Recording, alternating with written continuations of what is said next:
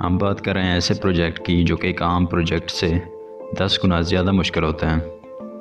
बुर्ज खलीफा का डिज़ाइन तैयार करने के लिए 3 सालों का वक्त दिया गया था और मज़ीद 3 साल बुर्ज खलीफा को बनाने में लगने वाले थे।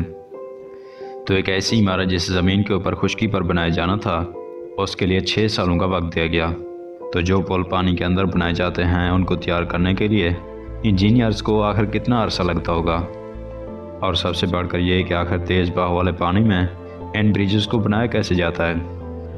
पानी के ऊपर बने बड़े बड़े ब्रिजेस की कंस्ट्रक्शन के दौरान इंजीनियर्स के लिए सबसे मुश्किल चैलेंज खुद पानी होता है। ब्रिजेस की कंस्ट्रक्शन बिल्डिंग्स के मुकाबले में काफ़ी ज़्यादा मुश्किल होती हैं, क्योंकि बिल्डिंग्स का लोड तो स्टेबल रहता है मगर ब्रिजेस का लोड कभी भी स्टेबल नहीं रह सकता, क्योंकि ब्रिजेस को हर वक्त लाखों टन वज़न बर्दाश्त करना होता है, और वो भी ऐसा लोड जो कि एक जगह से दूसरी जगह शिफ्ट हो रहा होता है। अगर ब्रिज की कंस्ट्रक्शन किसी एक जगह से भी कमज़ोर होती है तो कई जाने जा सकती हैं। ये बात तो हम सभी जानते हैं कि जब किसी इमारत पर मिसाला लगाया जाता है तो इस पर पानी नहीं फेंका जाता ताकि वो मिसाला अच्छी तरह से सूख जाए और बिल्डिंग मजबूत हो जाए। लेकिन यही मिसाला पानी के अंदर आखिर कैसे सुखाया जाता है, जबकि वहाँ पर तो अरबों लीटर पानी दिन रात बिना रुकावट के बहता रहता है। नाज़रीन, जैसे जैसे आबादी बढ़ती जा रही है वैसे वैसे ब्रिजेज़ और फ्लाईओवर्स की इम्पोर्टेंस में भी इजाफा होता जा रहा है, और ये इम्पोर्टेंस इस वक्त मज़ीद बढ़ जाती है जब यूएस में बनाए गए सबसे लॉन्गेस्ट ब्रिज लेक पोंचाट्रेंट काजवे की बात न की जाए। इस ब्रिज की लंबाई 38 किलोमीटर है और Guinness book of world record के मुताबिक पानी के ऊपर बनाया गया ये सबसे बड़ा ब्रिज है। आखिर इस तरह के ब्रिज कैसे बनाए जाते हैं, जबकि 38 किलोमीटर के फासले पर समंदर में नीचे मिट्टी भी एक जैसी मौजूद नहीं हो सकती। नाज़रीन, पानी पर ब्रिज बनाने के लिए एक एक इंच पहले से कैलकुलेटेड होता है, क्योंकि अगर 1 इंच की भी ऊंच नीच हो जाती है तो अरबों रुपए की कंस्ट्रक्शन और लाखों जानें ढेर हो सकती हैं।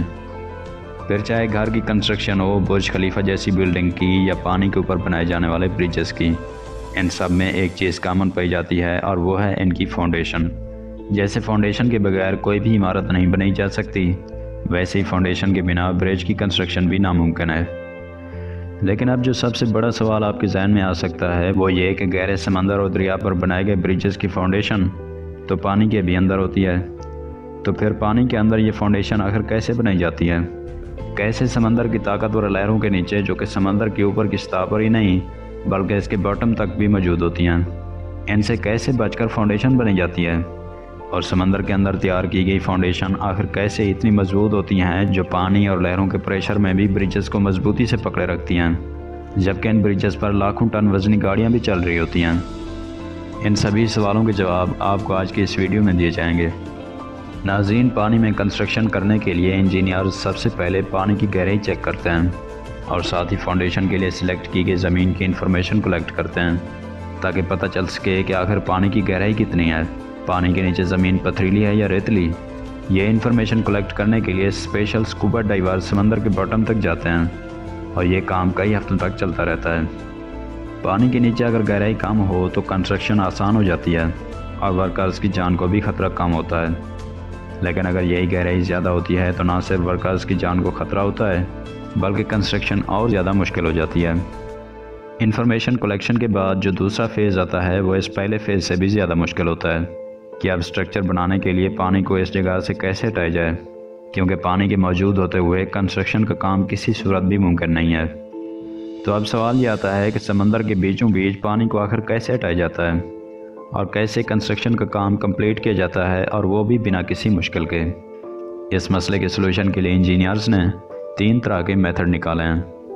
जिस जगह पानी की गहराई कम हो और इसका बहाव भी ज़्यादा ना हो, इस जगह सबसे पुराना और सस्ता तरीका इस्तेमाल किया जाता है, जिसे कोफर डैम कहते हैं। इस मेथड में जिस जगह कंस्ट्रक्शन का काम किया जाना होता है, इस जगह पर पानी में चारों तरफ पर इतनी मिट्टी डाली जाती है कि मिट्टी का लेवल पानी से भी ऊपर हो जाए।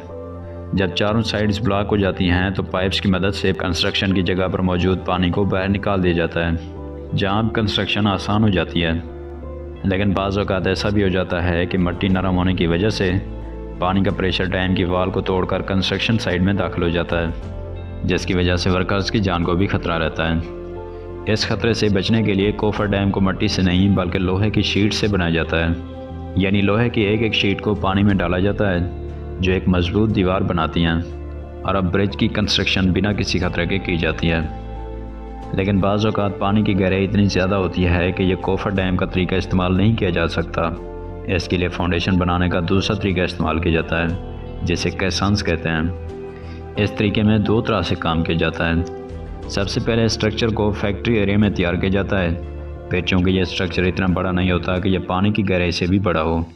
इस मसले से निपटने के लिए पहले नीचे पानी में बड़े बड़े पत्थर फेंके जाते हैं और पत्थर डालकर इस जगह को इतना ऊंचा कर दिया जाता है कि यह फैक्ट्री में तैयार किया गया स्ट्रक्चर आसानी से ना सिर्फ पत्थरों के ऊपर टिक जाए बल्कि पानी की सतह से भी ऊंचा हो जाए। यह स्ट्रक्चर नीचे से बंद होता है और ऊपर से खुला होता है। इस स्ट्रक्चर को पत्थरों के ऊपर किसी शेप की मदद से रखा जाता है। फिर चूँकि इसका वज़न कम होता है तो ये पानी की सतह पर तैरना शुरू कर देता है। तो इस मसले से निपटने के लिए स्ट्रक्चर के अंदर ऊपर से कंक्रीट डाली जाती है ताकि इसका वज़न बढ़ जाए और ये पत्थरों के ऊपर अच्छी तरह से स्टेबल हो जाए, क्योंकि फिर इस पर से लाखों टन वज़नी गाड़ियाँ भी गुजरनी होती हैं। तो अब जो सवाल आता है वो ये कि अगर पानी की गहराई इससे भी ज़्यादा हो और किसी तरह से भी करके ये मेथड इस्तेमाल ना किया जा सके तो फिर क्या होगा। यकीनन इस मसले का भी एक ज़बरदस्त सलूशन निकाला गया जो कि बेटार्ड पाइल्स कहलाता है। इस मेथड में शेप की मदद से इन बड़े बड़े पाइप्स को कंस्ट्रक्शन साइट पर ट्रांसपोर्ट किया जाता है। इन पाइप्स की लंबाई 85 मीटर और चौड़ाई 8 मीटर होती है और हैरत अंगेज़ तौर पर इनमें से हर एक पाइप का वज़न 1300 टन से भी ज़्यादा होता है। इंजीनियर्स का प्लान ये होता है कि वो सबसे पहले इन पाइप्स को ज़मीन के अंदर धंसाते हैं, लेकिन जो पाइप 1300 टन से भी ज़्यादा वज़नी है उसे आखिर कैसे ज़मीन में धंसाया जाता होगा। इस मकसद के लिए स्पेशल किस्म के बड़े बड़े हैमर्स शिप पर इंस्टॉल करके कंस्ट्रक्शन साइट पर मंगवाए जाते हैं, जो इन पाइप्स को बहुत ही उम्दा तरीके से ज़मीन के अंदर इस तरह धंसाते हैं कि अब बड़ी बड़ी लहरें हों, समुद्री तूफ़ान हो या फिर पुल की कंस्ट्रक्शन हो जाने पर इस पर से गुजरने वाली लाखों टन वज़नी गाड़ियाँ इन पाइप्स को 1 मिलीमीटर भी इधर से उधर नहीं कर सकते। तो नाज़रीन, इस तरह पानी के ऊपर कंस्ट्रक्शन की जाती है, लेकिन ये सब इतना आसान भी नहीं होता जितना ये कहने और सुनने में फ़ील होता है, क्योंकि इस मकसद में हज़ारों वर्कर्स जान से भी जाते हैं। ब्रिजेस के नीचे चाहे इस तरह के पाइप्स हों या फिर कैसांस, मगर जो वज़न किसी गाड़ी के गुजरने की वजह से पुल के ऊपर पड़ता है वो डायरेक्टली इन पाइप से होता हुआ ज़मीन के अंदर मुंतकिल हो जाता है। तो यही वो पोशीदा हकीकत है जिसकी वजह से पुल को नुकसान नहीं पहुंच सकता और पुल को कई सालों तक पानी के अंदर कोई नुकसान नहीं पहुंचता। ब्रिज की मजबूती का पता लगाने के लिए कई तरह के इंस्ट्रूमेंट्स का इस्तेमाल किया जाता है, जैसे मैग्नोमीटर, थायोमीटर और इंफ्रारेड थर्मोग्राफी। ये इंफ्रारेड थर्मोग्राफी इतनी ताकतवर मशीन होती है कि इसकी मदद से कंक्रीट के दरमियान बनने वाले होल्स का भी पता लगाया जा सकता है। लिहाजा इसकी मदद से ब्रिज के खंभों की जांच आसानी से हो जाती है। वीडियो को लाइक कीजिए, हमारे चैनल को सब्सक्राइब कीजिए और साथ में दिए गए घंटे के निशान को प्रेस करना ना भूलिए, क्योंकि मिसिंग फैक्ट्स पर इसी तरह की शानदार वीडियोज़ अपलोड होती रहती हैं। तो मिलते हैं एक और शानदार वीडियो में।